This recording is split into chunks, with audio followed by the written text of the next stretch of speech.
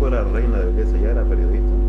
No, yo entré a estudiar periodismo y me gradué de periodismo después del reinado de belleza. Cuando yo entré a estudiar al reinado, me estaba graduando de diseño y dibujo arquitectónico. Estaba en mi último semestre. ¿Y qué pasó con esa profesión? Fíjate, trabajé 6 meses y después del reinado, como nos hacían muchas entrevistas, me empezaron a ofrecer trabajos en televisión. En aquella época en Colombia, estoy hablando hace más de 25 años, más de 25 años, en aquella época para trabajar en televisión o en cualquier medio de comunicación se necesitaba una licencia de locución. Entonces, no pude entrar inmediatamente a trabajar porque necesitaba pasar ese examen que lo daba el Ministerio de Comunicaciones. Y pues obviamente yo de comunicación no sabía nada. Yo era una diseñadora de gráficos, una diseñadora arquitectónica, ¿no? De diseño arquitectónico, una diseñadora de interiores. Y entonces hice un curso de locución y sentí que me iba muy bien. Mis profesores me decían: Patricia, tú te deberías dedicar a esto porque lo haces muy bien. Y ese curso de locución, que duró como 8 meses, era una mini carrera de periodismo, porque veías redacción, veías producción de radio, producción de televisión, locución obviamente. Entonces ahí me di cuenta que me iba bien y dije, bueno, si yo finalmente quiero trabajar en televisión y me quiero dedicar a esto, pues lo voy a hacer como me gusta hacer las cosas, bien. Entonces me matriculé en la Facultad de Comunicación Social y Periodismo de La Sabana, en Bogotá. Y bueno, en una etapa de mi carrera estaba finalizando mi carrera de periodismo y ya estaba trabajando en televisión. Empecé en radio y después en televisión. Acá es muy frecuente que hayan reinas de belleza que incursionan en el periodismo. ¿Se necesita estudiar para ejercer el periodismo? Claro. Yo estoy convencida que necesitas tener una formación académica, una formación ética, una conciencia social importantísima y un entrenamiento para manejar esos lenguajes tecnológicos, ¿no? A los que nos están sobrepasando día tras día con esta revolución tecnológica. Necesitas tener un entrenamiento para saber contar historias, no solamente escritas, sino poder utilizar el lenguaje visual, el lenguaje de la radio, que es totalmente diferente, ¿no? Y ahora, bueno, este lenguaje multimedia que nos representa un desafío a todos los medios, que nos toca reinventarnos todos. ¿Qué es lo que le interesó en ese momento del periodismo? Porque llama la atención, al menos, que haya abandonado una carrera ya hecha como la de diseño por otra quizás distinta, posiblemente muy distinta, con el periodismo. ¿Qué es lo que la sedujo? Me atrapó mi padre, cuando le dije que iba a estudiar diseño, me dijo: Patricia, tú estás para algo un poco más desafiante que el diseño. Que el diseño es un talento que tú tienes. Prepárate para algo que te esfuerce más, es algo que te va a salir natural, ¿no? Y yo en aquella época quería especializarme en escenografía. Ese era mi sueño, porque las escenografías, los programas de televisión y de teatro en mi país eran muy precarias. Y cuando empecé a estudiar la carrera de periodismo, me encantó esa visión global, esa visión integral del mundo, de la historia, de cómo puedes estar cerca de la gente de diferentes perspectivas. Y tal vez porque el reinado te expone a la parte social del país. En mi país, creo que hoy en día mucho más, las reinas de belleza todas las semanas están en desfiles diferentes a beneficio de obras sociales. Y vamos y conocemos la realidad, y vamos a diferentes pueblos, y vamos a ciudades. O sea, el año de ese reinado es un poco un descubrimiento de tu país. O sea, yo en mi época conocía unas pocas ciudades, pero realmente ahí descubrí el país. Y creo que esa fue otra manera de acercarme a una realidad. Y el hecho de que me iba bien, ¿no? de que sacaba buenas notas, de que sentía el aprecio de la gente que sabía por lo que yo hacía, creo que me entusiasmó. Patricia, ¿qué cree usted que deben saber hoy en día los jóvenes respecto al trabajo periodístico? ¿Qué tienen que tomar en cuenta antes de involucrarse y estudiar esta carrera? Porque tenemos un día a día, tenemos exigencias. Pues yo creo que lo principal es que sientan pasión por lo que hacen y que esto no es un trabajo de 9 a 5, ¿no? Esto es un trabajo que requiere la atención las 24 horas del día y realmente te tiene que interesar.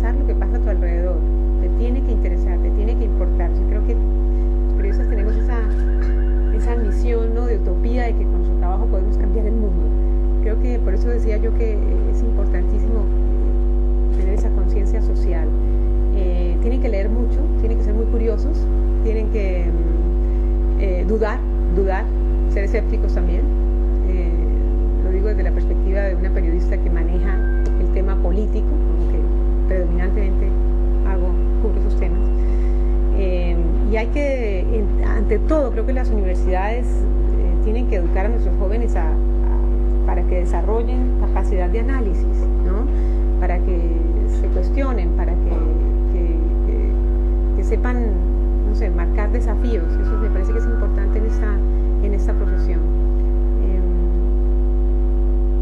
Y creo que hay que tener un poco un sentido de lo público, un sentido de las responsabilidades como ciudadano de mejorar lo público, y eso va a repercutir en nuestra ciudad, en nuestras sociedades, en el mejoramiento por lo menos en crear conciencia. No sé si se logran cambios tan audaces como los que quisiéramos, pero por lo menos que la gente sepa de las problemáticas y que es necesario buscar soluciones.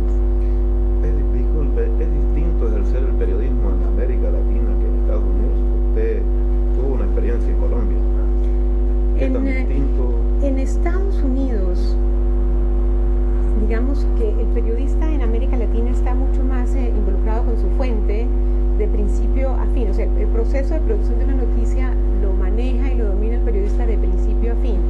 En Estados Unidos tú haces parte un poco más de una organización donde tú propones historias, pero a veces la agenda noticiosa, me imagino que también pasa a nivel local, depende más de una estructura mucho mayor, ¿no? O sea, tú propones historias, pero a veces inclusive te dicen, mira, esta es la entrevista que hay que hacer, este es el contacto, llámalo, en fin, este es el tema que queremos que explores, nos parecería que tendrías que entrevistar a este y a este y a este, como que te dan unas pautas y de ahí arrancas, ¿no?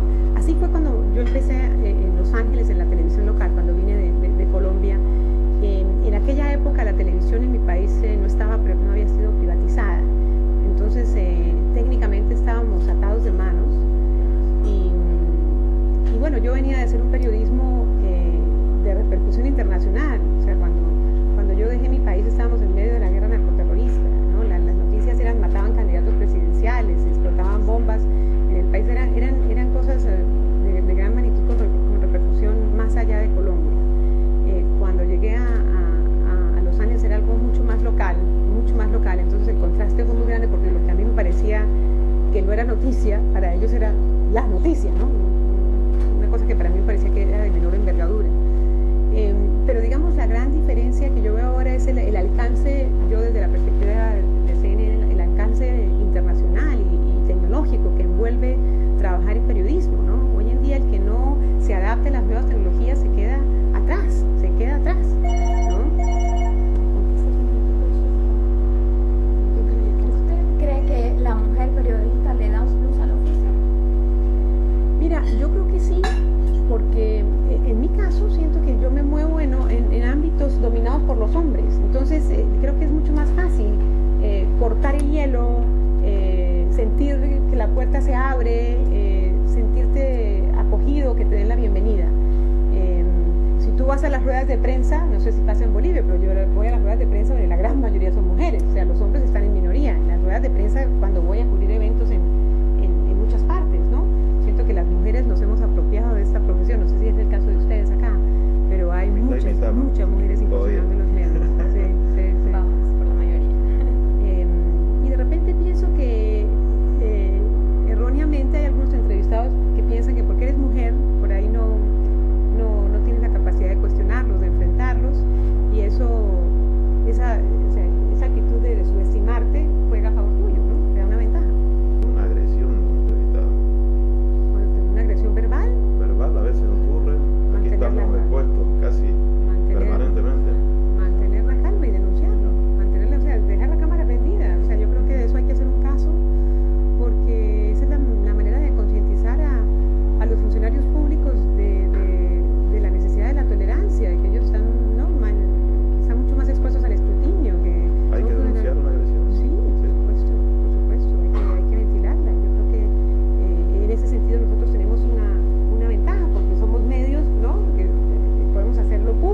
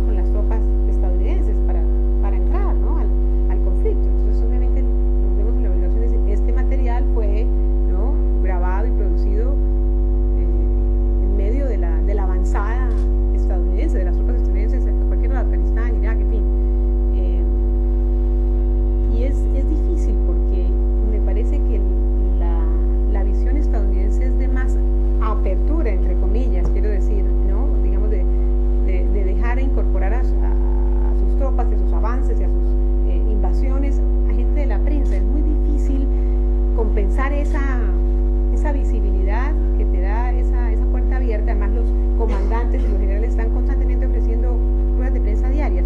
Es muy difícil compensar eso con la otra parte, o sea, con el agredido, con la contraparte, o con el otro, al otro lado de la línea de batalla, porque no hay esa apertura, no hay esa apertura. Me acuerdo en Bagdad, ¿se acuerdan? El ministro de Comunicaciones decía, ¿invasión? ¿Cuál invasión? Y tú casi que detrás del hombro le veías los tanques, ¿no?, avanzando, ¿no? Aquí nos han invadido, aquí los vemos, ¿no? Nos vemos muchas prisas, nos enfrentamos, en fin. Entonces es muy difícil vernos balanceados en un conflicto de este tipo, donde hay tanta restricción para la prensa, para que la prensa acceda a la fuente. Patricia, ¿han habido cambios en el ejercicio del periodismo en el transcurso de su vida profesional?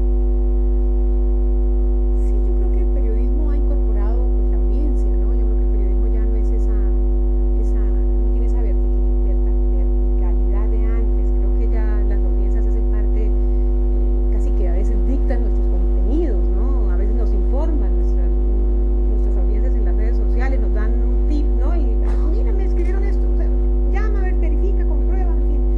Eso es algo que te pone como el mundo a una disposición y a un alcance que antes no la tenías.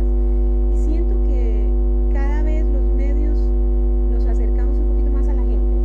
Siento que hemos poquito a poquito hemos ido desinstitucionalizando la información, la agenda informativa, que ya no todo lo que dice el gobierno y hace el gobierno es noticia.